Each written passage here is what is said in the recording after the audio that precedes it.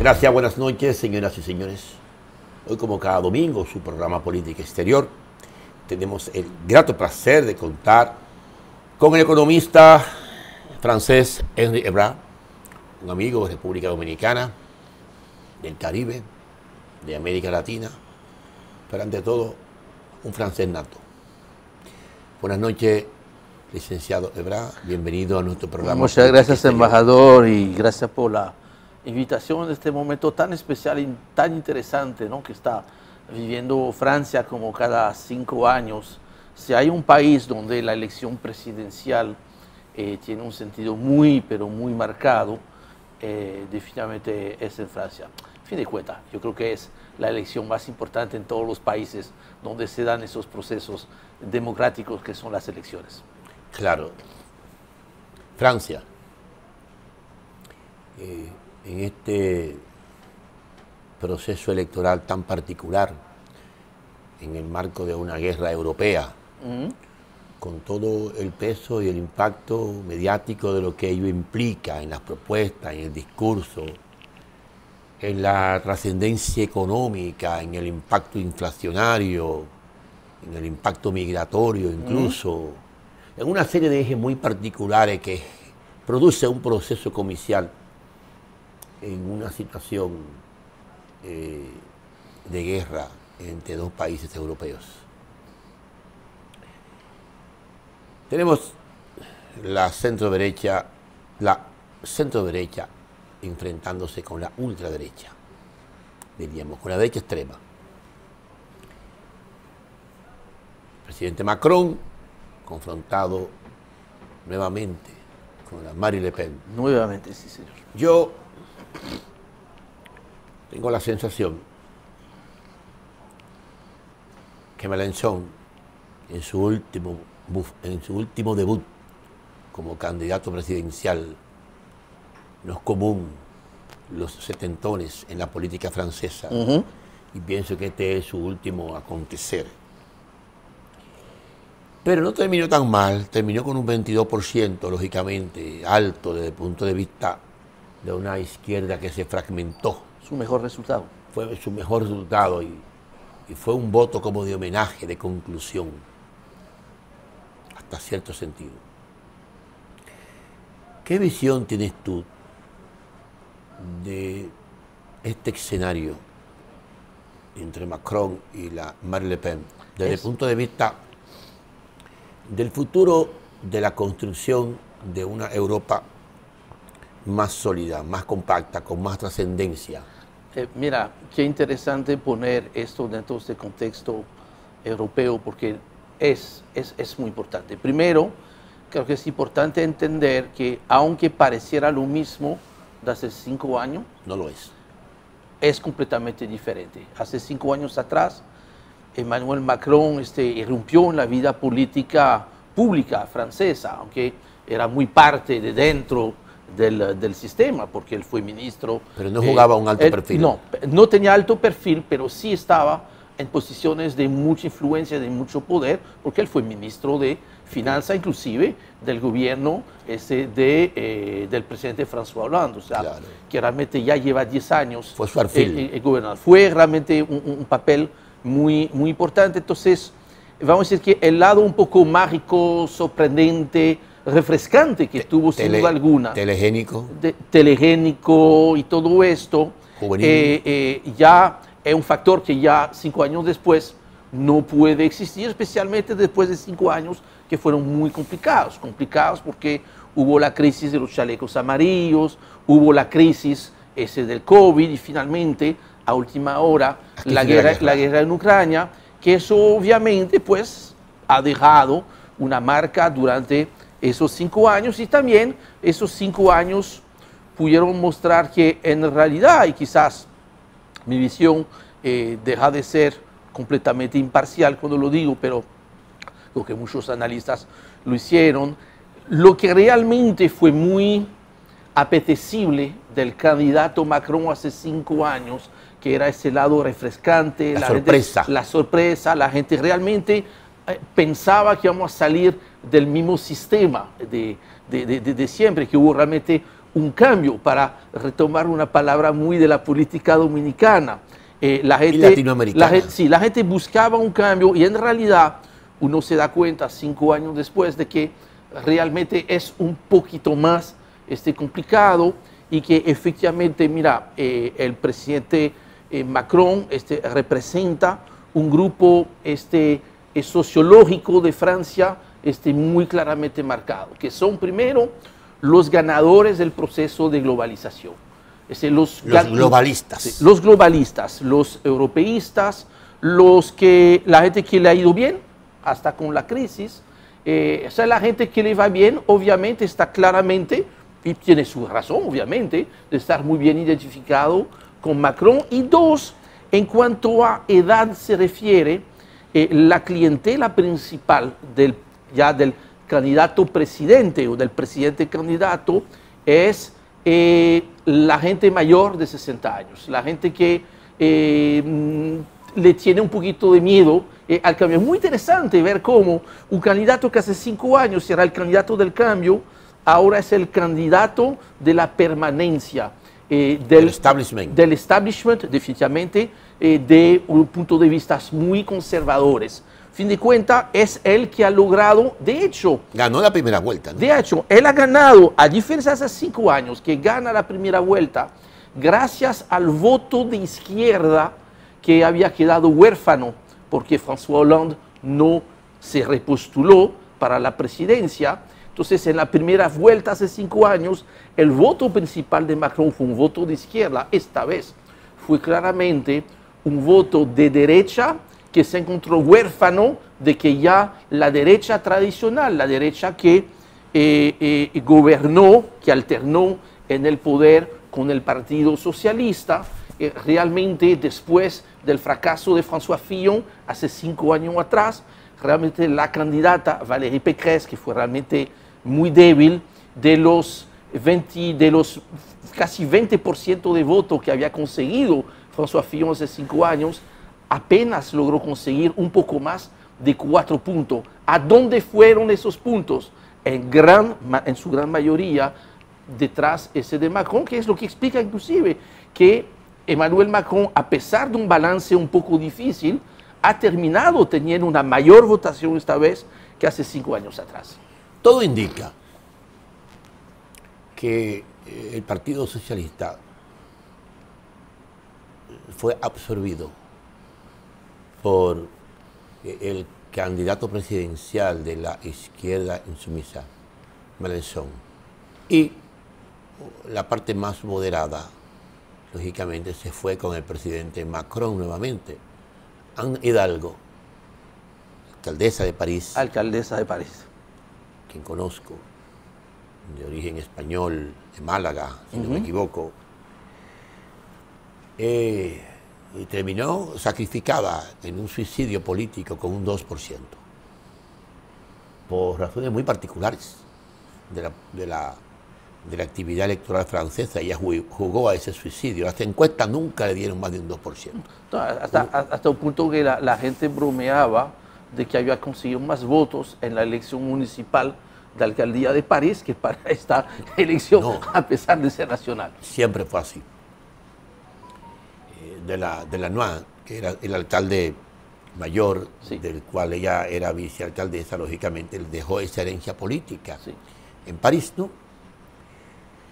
Pero es muy difícil que ese 22% de votos de izquierda, ese 2.5 que sacó el Partido Comunista, la izquierda separada porcentuó un 30% aproximadamente. Sí. Hubiese ganado la izquierda unida allá, si se hubiesen unido la fuerza progresista, hubiese llegado a un 30%. Digo, llegaba a un 30%, yo estoy incluyendo lógicamente al Partido Socialista Francés, lo cual era imposible que terminara respaldando al candidato de Mélenchon. Ahora, yo te hago la siguiente, pensando en voz alta, ¿no? La siguiente visualización. A mí no me luce, jamás en la vida, que ese 22% ese 2.5% que sacó el Partido Socialista y ese 2.5% que sacó el Partido Comunista. Al cual habría que añadir casi los 6% en gran medida del candidato del Partido Verde, ¿no? Exacto. Jadot, que realmente es un candidato de izquierda. También progresista, de quien se esperaba una alianza con el Partido Socialista, con esas dos damas, ¿no? Entonces, yo pienso que ese 30%, el 90% no votaría jamás por Marine Le Pen, jamás. Haría una muralla electoral de contención. ¿Qué es lo que acontecía porque hace el discurso, 5 años? Que fue lo que aconteció hace 5 años. Sí. Realmente el presidente Macron ganó con votos prestados, con votos de miedo, con votos de temor. Esa es la verdad histórica, ¿no? Y es un muro de contención contra la Marine Le Pen sobre la base de un discurso que no varía, de una propuesta electoral muy extrema, con una serie de conceptos y valores que lo hacen inviable frente a esos valores, ¿no? Y yo pienso que el presidente Macron va a recibir un apoyo crítico nuevamente, no un apoyo a cambio de nada esta vez. Él mismo, el día de la victoria, dijo que ya no podía repetir el mismo modelo que armó hace 5 años. Lo dejó caer muy subliminalmente, muy subrepticiamente. Dijo que había que desencadenar la sala de la imaginación.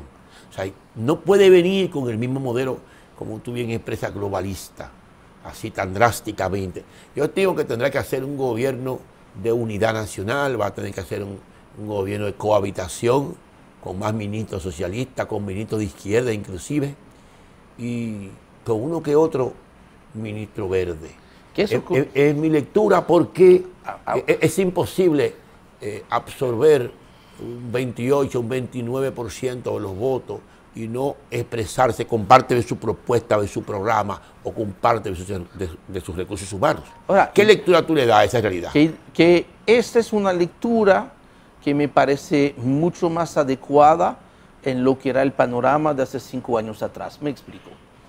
La agenda, claramente, de Emmanuel Macron lo fue durante sus 5 años, y aún más dentro de lo que él ha anunciado, es claramente una política, es inclusive ha sido una política económica y social tan de derecha que ni siquiera la derecha, cuando gobernaba en Francia, pensaba que era posible implementar. Por ejemplo, se dio ese lujo porque él tuvo el factor sorpresa en el primer periodo. Sí, pero no se puede hacer lujo ahora. Y no tener realmente contrapeso. Y no tener ese contrapeso. Ahora, ese peso por la izquierda tan fuerte. Ahora, es muy revelador, embajador, es muy revelador observar que, de acuerdo, ¿no?, a los estudios que acaban de ser publicados, hay prácticamente un 60% de los que han dado su voto a Mélenchon,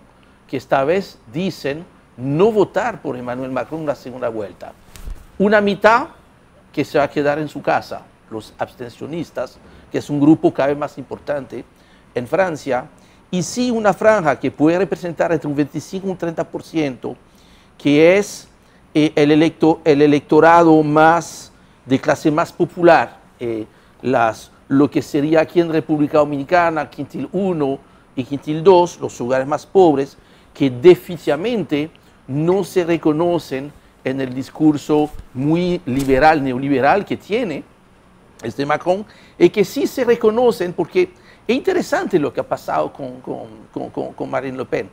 Marine Le Pen hoy en día es muy difícil catalogar, hay mucho debate ahora, cómo catalogar políticamente a Marine Le Pen, y más cuando hemos visto en esa campaña. Es ella la que se define en sí misma. Pero fíjese que este año, con la aparición de este candidato sorpresa, Éric Zemmour, más a la derecha, la gente se dio cuenta de que realmente la franja más a la derecha no era Marine Le Pen, no, porque no había aparecido. Y en la parte social y económica es muy interesante, y eso hay que explicarle a la gente.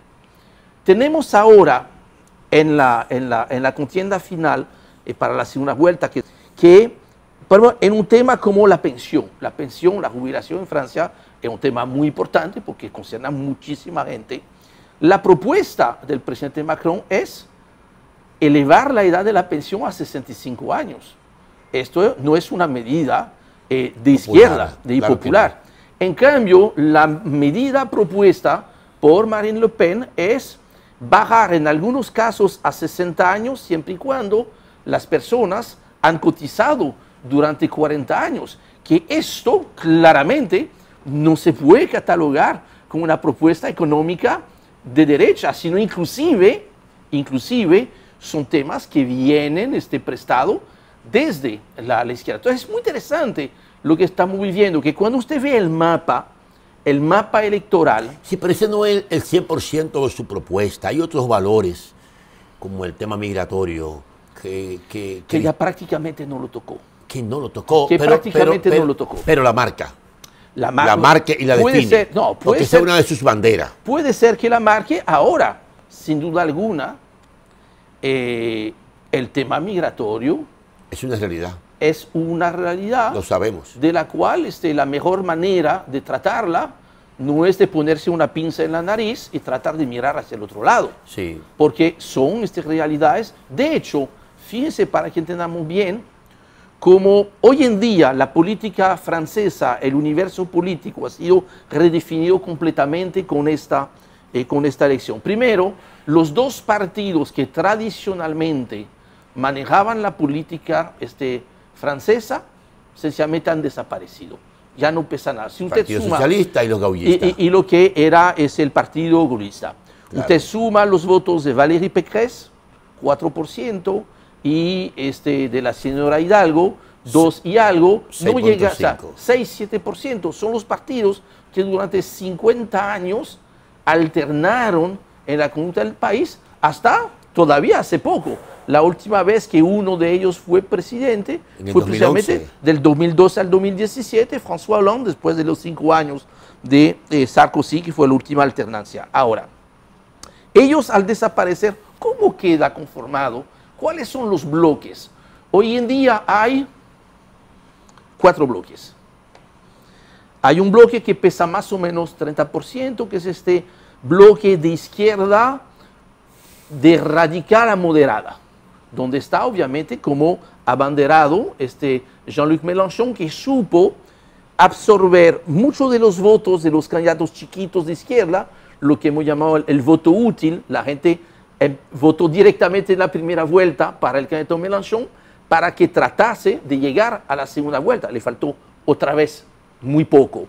Y probablemente, y los estudios empiezan a mostrarlo... No le faltó, lo dispendió. La izquierda, la fuerza progresista lo dispendiaron, porque tenían el voto. Si tú lo sumabas, llegaban a un 29. Cierto, ahora... Con el apoyo del Partido Comunista Francés, sí. él pasaba a segunda vuelta. Ahora, también... ¿Me comprende? Sí, también él logró, y eso es importante, él logró recuperar también votos de izquierda que hace 5 años habían votado Emmanuel Macron y que esta vez no votaron Emmanuel Macron. Le faltó muy poco, de verdad. Un margen muy breve. Fue una pena que no participara. Fue una segunda vez consecutiva que realmente llegó muriendo en la misma línea. Entonces, eso es el primer bloque. Entonces, hay un segundo bloque que es el bloque que se quiere llamar de centro, lo que sería... Dentro de la vieja política es puramente de centro, porque no es ni de izquierda ni de derecha. Digamos los republicanos, ¿no? Donde, bueno, es dentro de lo que será la política de Estados Unidos es difícil, porque no es demócrata, no es republicano, quizás más demócrata que republicano, pero en cuanto a política económica es ahí donde mejor creo que se definen. Se definen de una manera ultraliberal, es el ultraliberalismo, es el globalismo, el mundialismo, y sí con algunas ideas societales que podrían venir de la izquierda o un poco lo que llamamos la izquierda en Estados Unidos. Entonces, sería un poquito esto.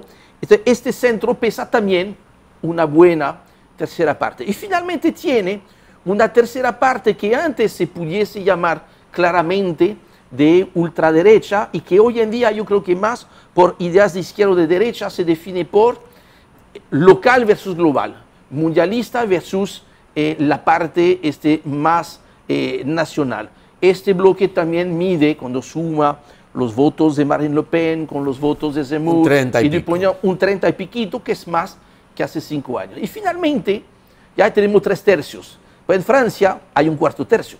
Sí. Entonces, depende del tamaño de los tercios. Se van todas las estaciones. Que son los demás. Donde están los abstencionistas, que representan una parte importante. ¿Dónde pusiste los verdes? Los verdes están están en el margen de los están nacionalistas más con la izquierda. No, están más del lado izquierdista. Sí. Y estarían hoy en día, una parte mira hacia Mélenchon, sí. Otra parte mira hacia Macron. Hacia Macron. Entonces, dentro de esto, entonces hay temas económicos donde hay grandes diferencias. Por ejemplo, en el tema económico hay más cercanía entre Mélenchon y Marine Le Pen que entre Mélenchon y Macron, o entre Le Pen y Macron, porque ahí la línea divisoria ya no es la que típicamente tenemos antes entre izquierda y derecha. En las ideas societales, definitivamente que sí. Ahí sí hay mayor cercanía entre Mélenchon y Macron que entre Macron y Le Pen. En los temas como el tema migratorio, definitivamente es lo que todo opone al tema de Mélenchon y al tema de Le Pen. Sin embargo, cuando uno ve el mapa geográfico, ¿verdad?, de los electorados, usted va a ver que el voto de Mélenchon y el voto de Le Pen se parece mucho al viejo mapa del voto comunista, del mapa comunista de Francia, donde hoy en día Marine Le Pen agarra más del 40% del voto obrero, del voto de las ciudades chiquitas. Se ve, si usted ve en términos de tamaño de ciudades, fue muy interesante ver. Antony, sí, Marine Le Pen llegó delante en 20.000 de los pueblos chiquitos. Emmanuel Macron ganó en las ciudades grandes, las grandes metrópolis. Dirigió la campaña en esos sectores. Y los suburbios, donde hay problemas migratorios y esto, fueron muy fuertemente ahí donde Mélenchon ganó, inclusive en la Francia de ultramar. En los territorios de ultramar como Martinica, Guadalupe, Mélenchon ganó con más de un 50% del voto. O sea, más de un 50%. Más de un 50%. Va a ser muy difícil. Gane quien gane, y obviamente lo más probable es que efectivamente Macron gane, no con el mismo margen de la vez pasada. El margen va a ser más estrecho. Más pequeño. Y va a ser complicado porque vienen después elecciones congresuales. Es verdad, pero tú no consideras que esto obliga al presidente Macron a hacer un rediseño de los ejes centrales de su próximo gobierno. O sea, yo pienso que él no tiene un cheque en blanco. Yo pienso que esa necesidad que tiene del voto progresista lo va a hacer compromisario de concesiones. No a la izquierda, pero sí más avanzada. Yo quisiera que fuera posible, porque eso garantiza... Es que no va a poder gobernar, no va a tener una mayoría social. Y él ha gobernado bajo las calles completamente en manos de los chalecos amarillos. En el mundo... Y con esta crisis global que él tiene, con el impacto, con el choque externo en la economía.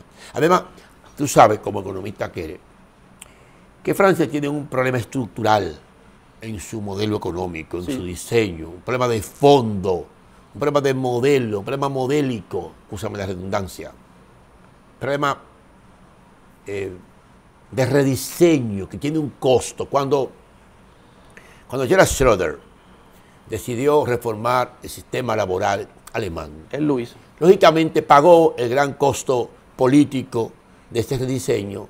¿Quién lo heredó? Bueno, la Merkel, y gobernó 16 años.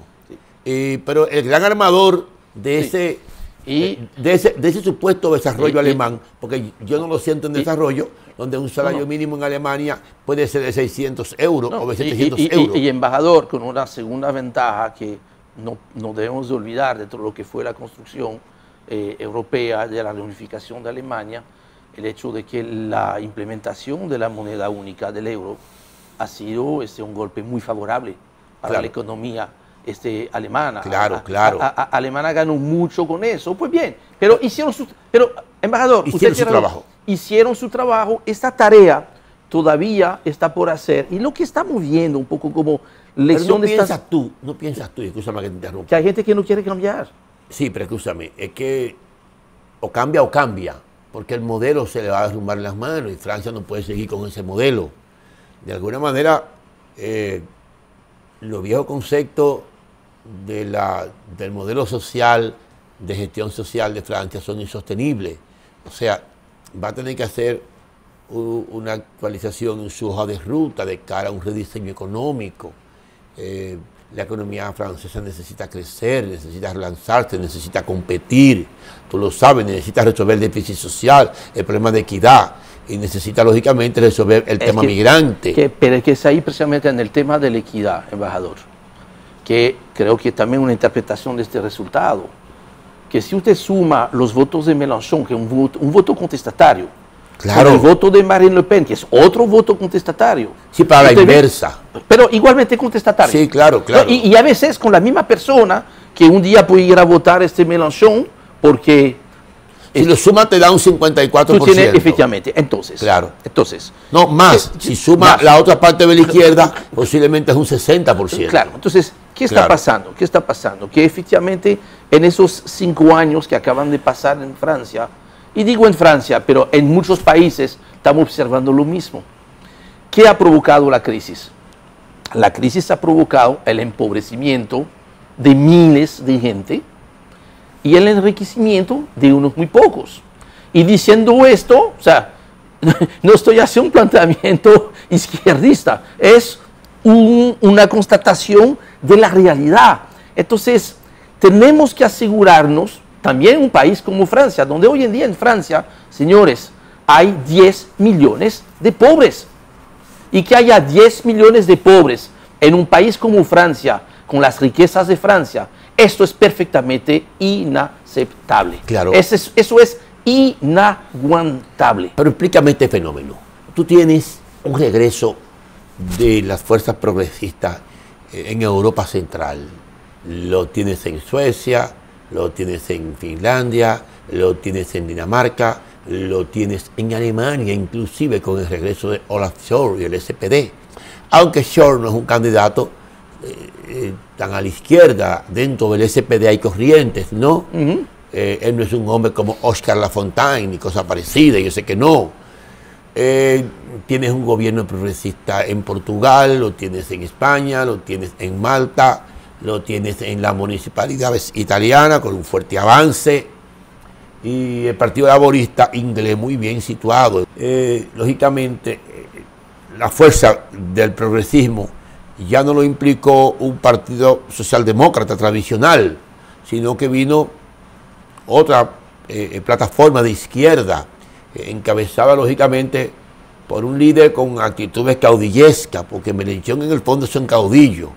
Sí, y una izquierda que no es necesariamente una izquierda moderna y de progreso. No, muy contestataria. Muy contestataria, muy radical, parecida a cierto modelo de América Latina en algunos aspectos. No, de hecho ha sido muy criticado por eso y muy identificado con el modelo chavista, por ejemplo. Claro, pero bueno, al final uno no va a entender lo de Venezuela, porque cada día la oposición es en Venezuela mucho más inútil, y cada día yo veo al gobierno superando más la crisis y veo a los norteamericanos buscando un entendimiento con ellos. Realmente uno no acaba de entender los ejes de la política de América Latina. Pero yo te pregunto, ¿cómo se va a hacer Francia si no articula una hoja de ruta para resolver el problema estructural en términos económicos? Sea quien sea, ¿piensas tú que Mélenchon hubiese dado solución a ese problema económico estructural? ¿Piensas tú que Marine Le Pen tiene la carta de solución? ¿O piensas tú que el presidente Macron va a tener que hacer un consenso con la fuerza progresista y con los verdes para hacer la gran reforma que necesita Francia? Creo que, ¿en ese sentido? Yo creo que él no lo va a buscar por una razón muy sencilla. ¿Por qué? Ahora él tiene las manos libres. No, ahora la tiene más atada. Él no busca, él ya no tiene que buscar una reelección, a menos que busque, lo cual me sorprendería mucho, sí, pero no va buscar una reforma constitucional para pasar de un mandato de 5 años a 7 años. Eso yo no lo va a intentar. Eso yo no lo creo. Ahora, él ahora tiene claramente, dependiendo sí, pero va a jugar para la historia, Henry, ahora. Él no va a querer concluir. Mira, él no va a querer concluir como Hollande. Ni el cementerio político. Oye, él no va a querer. Porque es joven. No tiene sentido concluir su carrera política en la soledad, en el olvido. Oye, él no quiere pertenecer al club de Sarkozy, al club de Hollande, al club de los demás. Porque él es un político que es una expresión de la innovación.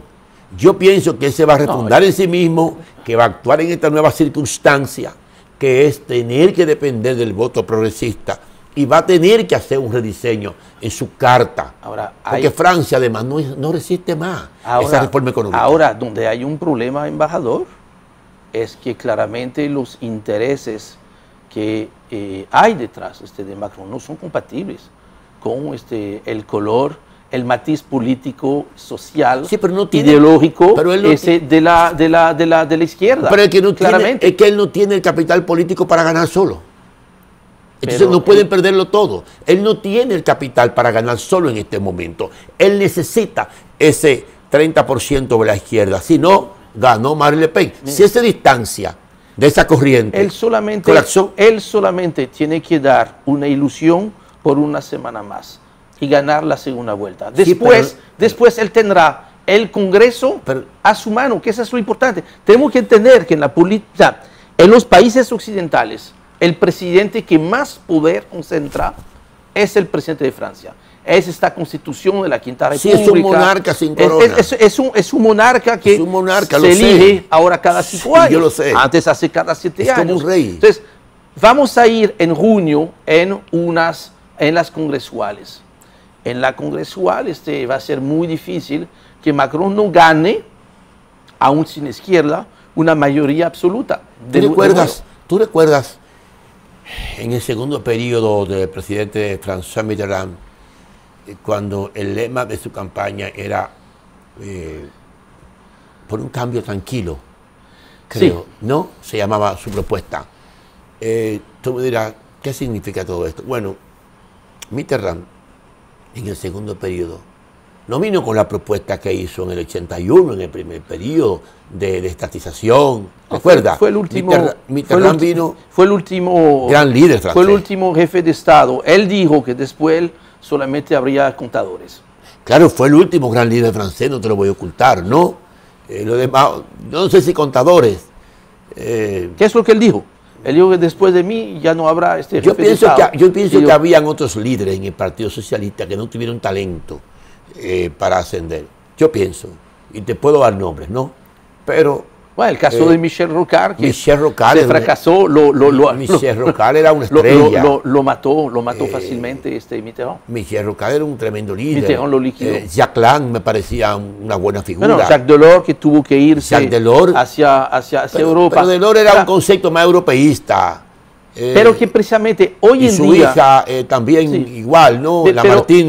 Martine Aubry. Pero hoy en día es difícil. O sea, hoy en día el poder de un presidente de la República en Francia es menor al poder que tenía por el tema europeo. Claro, por el tema europeo. El tema europeo. Y además por el peso político de sus figuras y por la plataforma en que se elevan. El Partido Socialista francés en 1981 era otra cosa. Era un gran partido. Recuerda que en el año 2012, François Hollande, te lo digo porque participé en los actos de la victoria, recuerdo como ahora, en París, desencadenó un efecto electoral que se llamaba la Mitterrandmanía, ¿no?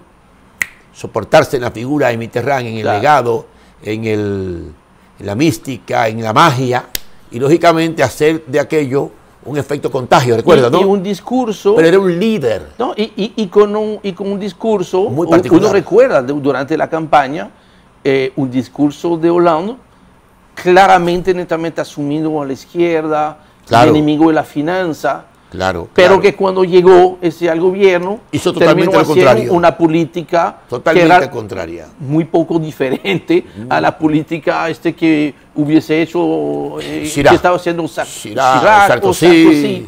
Y esto es algo que, Jospin lo hubiese hecho diferente. Lionel Jospin. y es algo que tanto del lado de la gente que está mirando muy hacia la izquierda o muy hacia la derecha, es esto, ¿no?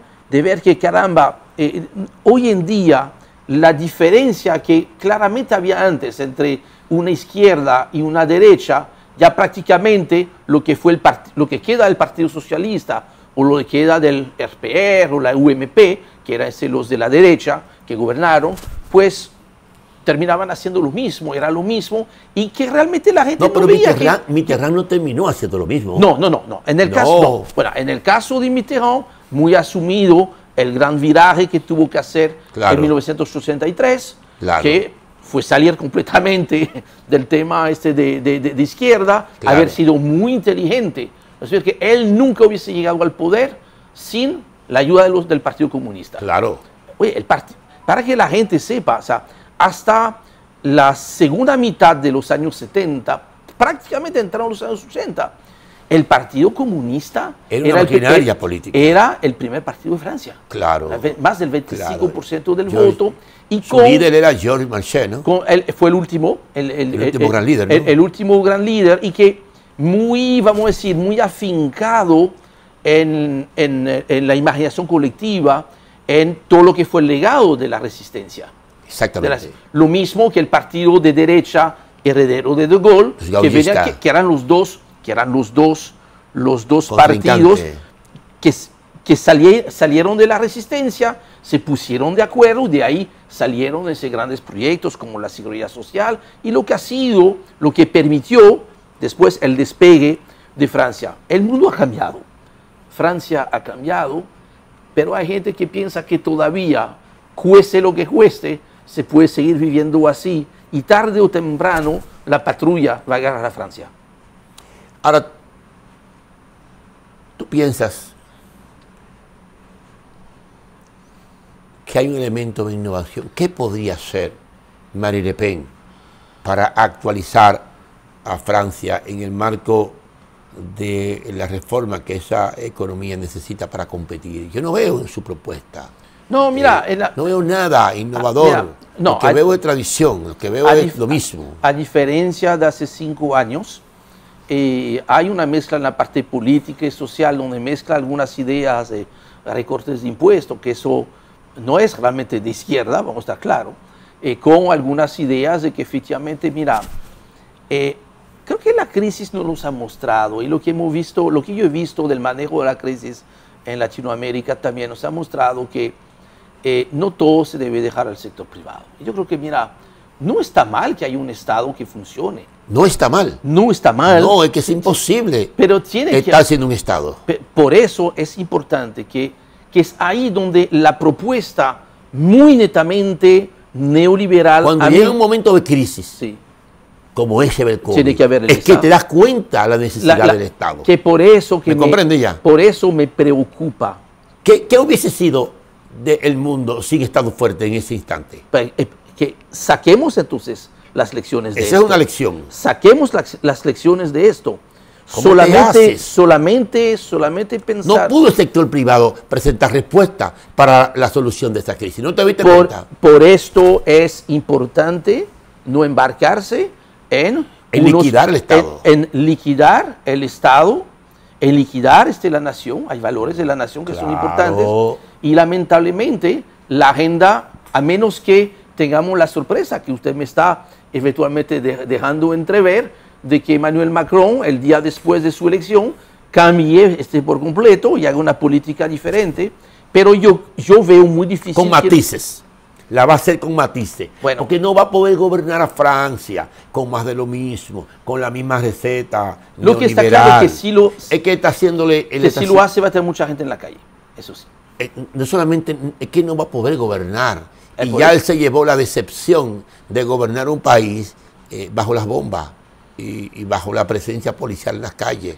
Sí. Eso es imposible. Sí, Él no lo va a hacer. No se disfruta el poder en esa naturaleza, en esa esencia. No. Y él tiene que hacer un acuerdo de cohabitación con las fuerzas sociales, con los sindicatos, con las asociaciones. Pero él hará una cohabitación solamente si está forzado en hacerlo. Pero Eso va a depender pero es que está forzado.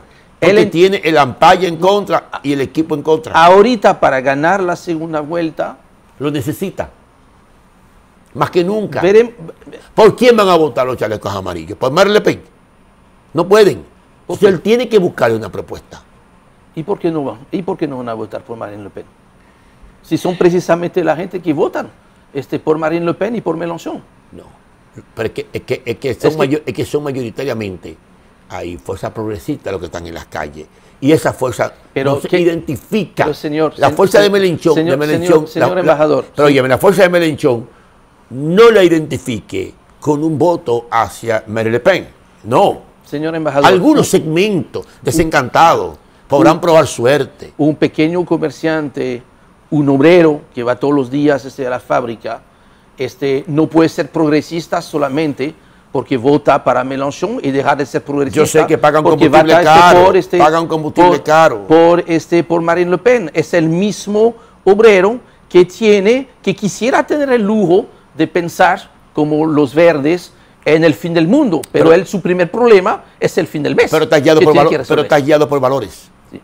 Valores. Sí, pero... Y los valores guían a los seres humanos. Sí, ahora... Sí. Es verdad, entiéndelo. Eso es fundamental. Pero, si no fuera guiado por valores, Mélenchon no hubiese sacado un 22% y no hubiese sacado la izquierda un 30%.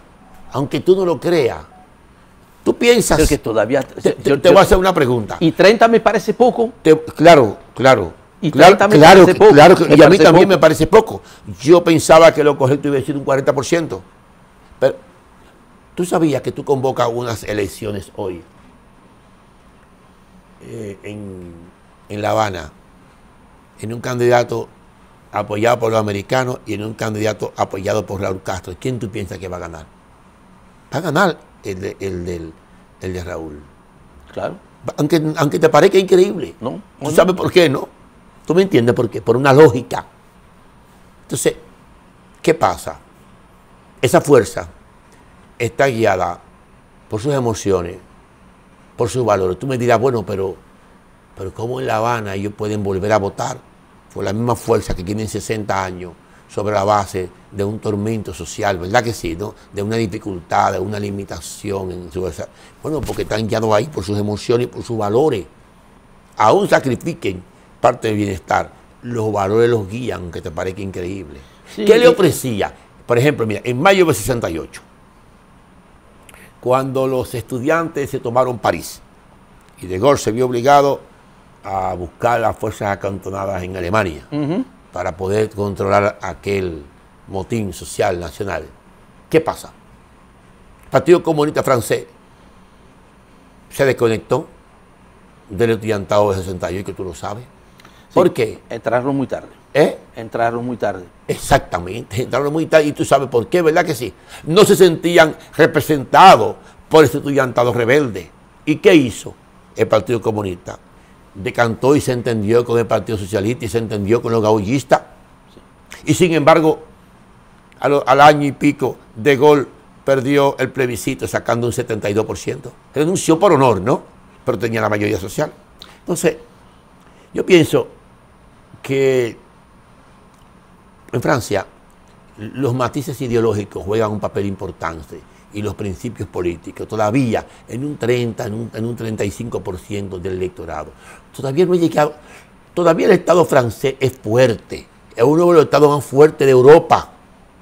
Sí, sí. Uno de los más fuertes de Europa. Sí, todavía. Es un estado sólido.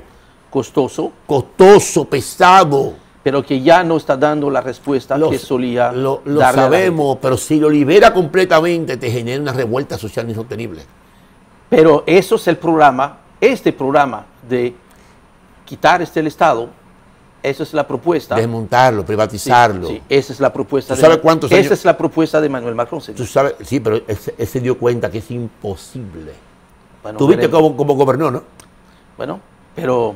¿Cómo gobernó?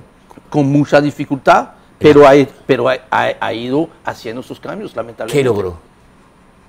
Descontento y ganar las elecciones. Mantenerse en el poder. Sí, pero que a fin de cuentas es el objetivo en político. Sí, pero ¿en qué ganar las elecciones? Sí, pero ¿en qué margen? ¿En qué margen? Él no puede irse de Francia. Pero él logró más votos en esta primera vuelta que en la primera vuelta de hace 5 años. Nadie se imaginó eso posible. ¿Y ella? Ella también mejoró un poquito. También mejoró. ¿Tú te crees que la meta de él... Y Mélenchon también. Y Mélenchon también. ¿Tú crees que la meta de él es irse de Francia con ella como heredera? No puede. Colapsa históricamente. Él no puede dejarla a ella como heredera. De todos modos, hemos conversado con Henry Ebrard, economista, analista del tema de política internacional, y una persona enamorada de la República Dominicana, del Caribe, de América Latina. Será hasta el próximo domingo cuando volveremos con su programa Política Exterior. Hemos analizado sobre los diferentes aspectos de la segunda vuelta de las elecciones presidenciales de Francia entre Marine Le Pen y el presidente Emmanuel Macron. Muchas gracias y nos veremos. El hub logístico es una combinación de factores que busca generar negocios en una área geográfica. Entonces, la República Dominicana, por sus carreteras, por sus aeropuertos, por sus muelles, por su ubicación geográfica, tiene el factor que se llama el nearshoring. El nearshoring es la cercanía de las costas. Estamos muy cercanos del gran mercado que tiene el mundo, que es América del Norte. El mundo entero produce para venderle a América del Norte. Entonces eso quiere decir que nosotros podemos ser el receptáculo de todas esas mercancías que van hacia América del Norte, América Central y América del Sur, que América del Sur también se convierte en un gran consumidor del mundo. Y el trasiego de materia prima desde América del Sur al Asia, ser el centro de eso, es de lo que se trata, ser un hub logístico.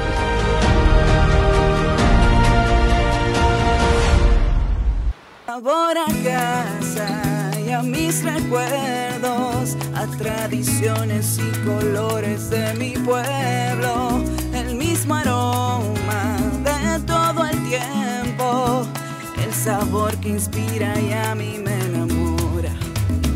El sabor de mi pueblo ese que siempre llevo dentro junto a todos mis recuerdos, porque la buena amistad sabe a café.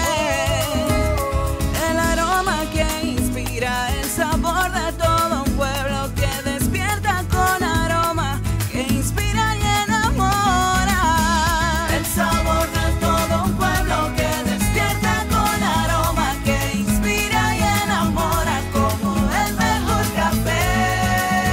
Café Santo Domingo, sabor que empieza en el aroma. Tu café de siempre.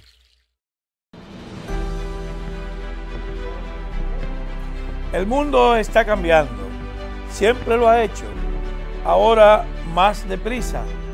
Nuevos retos y oportunidades nos desafían. Vamos a enfrentarlo con fe y con confianza.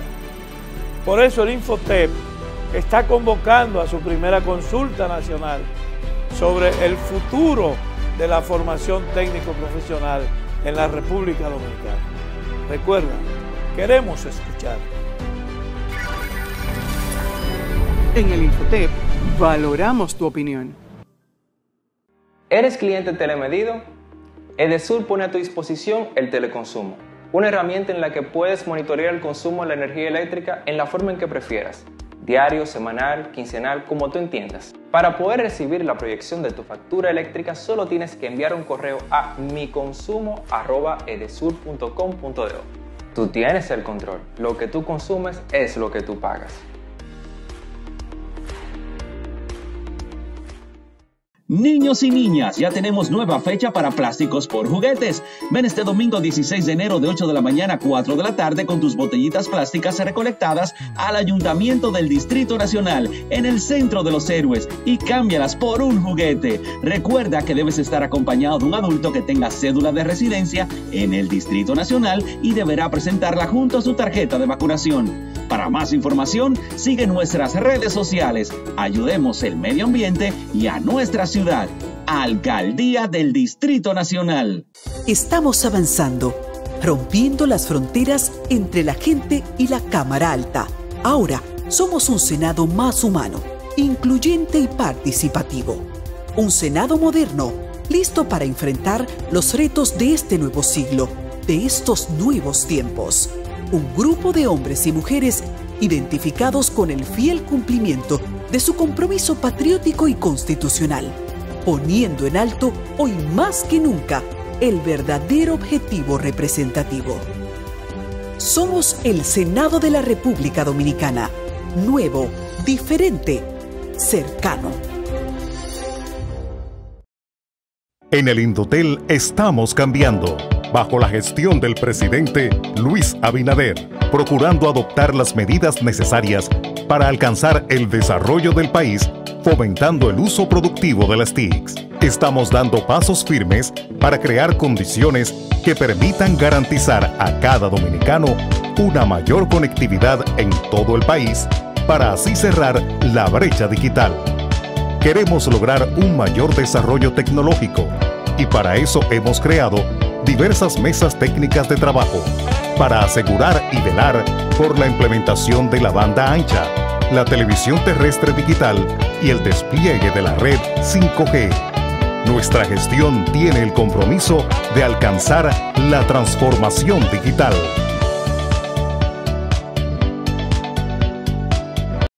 En el Senado de la República estamos haciendo historia. Nuestras puertas están abiertas de par en par, mostrando un eficiente trabajo en equipo. Representamos con vocación, legislamos con orgullo, fiscalizamos apegados a la ley. Incontables horas de trabajo de un grupo de hombres y mujeres comprometidos con el presente y el futuro de la República Dominicana. Hoy mostramos un Senado moderno, donde todos somos parte, donde tu voz cuenta. Senado de la República Dominicana, nuevo, diferente, cercano. Otro día que nace con renovadas esperanzas en el campo dominicano, porque ahora el Ministerio de Agricultura trabaja para apoyar a nuestros productores, roturando la tierra, rehabilitando caminos, creando fuentes de agua, con capacitaciones y asistencia técnica, reactivando la investigación y entregando semillas a tiempo para la siembra, garantizando así la seguridad alimentaria del país. Dinamizamos la comercialización, impulsamos la exportación y gracias al presidente Luis Abinader, por primera vez, acceso a financiamiento a tasa cero. En agricultura estamos cambiando, propiciando la rentabilidad del productor y buenos precios para el consumidor. Gobierno de la República Dominicana. En INAPA estamos cambiando. Hemos iniciado el Plan Nacional de Rescate de nuestras instalaciones en todo el país.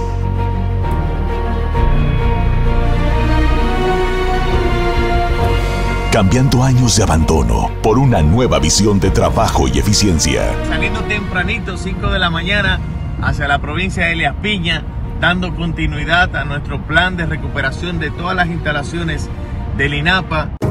Nuestra misión, llevar agua de calidad y continua a todos los dominicanos. El presidente Luis Abinader lo prometió. Ya en el barrio Vietnam de Monteplata se puede lavar cómodo sin cargar agua, gracias a la nueva gestión de INAPA. Yo soy de la Guásima de Villatapia. Tenían aproximadamente 10 años que no nos llegaba el agua. La nueva INAPA, gerencia que hará la diferencia. Gobierno de la República Dominicana.